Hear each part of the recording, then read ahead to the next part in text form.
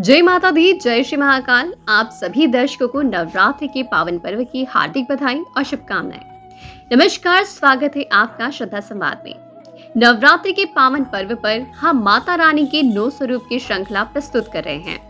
पहले दिन हमने माता शैलपुत्री की कथा सुनी और दूसरे दिन माता ब्रह्मचारिणी की तपस्या का महत्व समझा। आज हम नवरात्रि के तीसरे दिन बात करेंगे माता चंद्रघंटा की दिव्य कथा, उनके रहस्यमय स्वरूप के बारे में। तो आइए प्रारंभ करते हैं हम आज की यह पावन कथा। नवरात्रि के तीसरे दिन जिन देवी की आराधना की जाती है वो है माता चंद्रघंटा। इनके मस्तक पर अर्धचंद्र सुशोभित रहता है और इसीलिए इन्हें माता चंद्रघंटा कहा जाता है।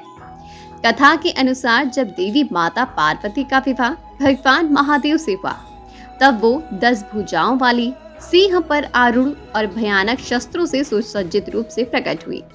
उनके इस युद्धमय स्वरूप को देखकर देवताओं और ऋषि मुनियों को असुरों से मुक्ति का उपाय सूझा और उनके मन से असुरों का भय भी समाप्त हुआ। माता चंद्रघंटा के हाथों में कमल, धनुष, गदा, तलवार, त्रिशूल, कमंडल और भी कई दिव्य शस्त्र विद्यमान है।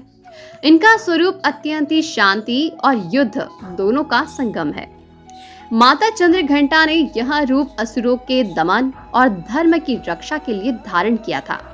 इनके मस्तक पर चंद्रमा अर्धचंद्र हमें यह याद दिलाता है कि संकट चाहे कितना भी बड़ा क्यों ना हो, दिव्य शक्ति सदैव हमारे साथ है।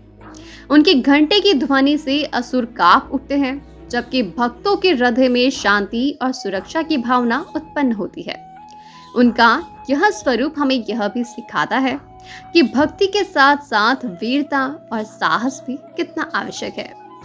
माता का यह स्वरूप हमें यह भी शिक्षा देता है कि जीवन में केवल तपस्या और संयम ही नहीं, बल्कि विपरीत परिस्थितियों का सामना करने के लिए भी साहस का होना कितना जरूरी है। जब अन्याय और अधर्म बढ़े तो हमें माता चंद्रघंटा की तरह अपने भीतर के योद्धा को जगाना चाहिए। माता की आराधना करने से भक्त के मन में निडरता, आत्मविश्वास और संकटों से लड़ने की शक्ति आती है। नवरात्रि के तीसरे दिन भक्त माता चंद्रघंटा की जो पूजा करते हैं, उन्हें पूजन में सुनहरे व लाल रंग के पुष्प, अक्षत और सुगंधित धूप का विशेष महत्व है, तो उन्हें अर्पण करना चाहिए। उनका ध्यान करने से पाप और दुख नष्ट हो जाते हैं। यह भी माना जाता है कि माता चंद्रघंटा की कृपा से साधक को अदम्य साहस मिलता है और सभी प्रकार के भय स्वयं ही समाप्त हो जाते हैं।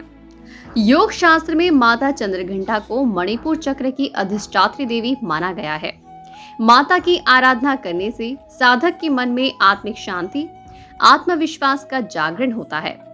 माता के घंटे की ध्वनि केवल प्रतीक नहीं है, बल्कि यह नकारात्मक ऊर्जा का नाश करने वाली शक्ति है। माता चंद्रघंटा को सिंह वाहिनी भी कहा जाता है, जो कि साहस और वीरता का प्रतीक है।